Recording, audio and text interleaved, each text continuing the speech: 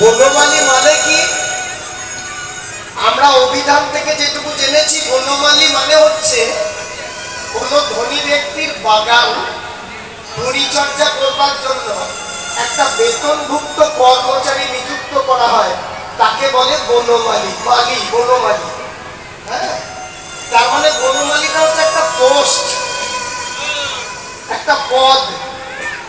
আমার গৌর কলিযুগে কাঙালের ঘরে এসেছে বলে চৈতন্য চরিতামৃত, চৈতন্য ভাগবত, চৈতন্য সরাবলী যারা পাঠ অধ্যয়ন করেন, তারা কি কোথাও কোনো জায়গায় পেয়েছেন যে গৌর কাঙালের ঘরে এসেছে বলে কোনো ধনী ব্যক্তির ফুল বাগানের পরিচর্যার দায়িত্ব নিয়েছিল?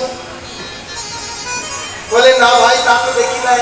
পদকর্তা, তাহলে তুমি আমার গৌরকে বনমালী বললে কেন? পদকর্তা তখন একটু হেসে বলছে, সত্যিই তো গো, আমি কি এমনি এমনি বলেছি? সে যে বনমালী বটে গো।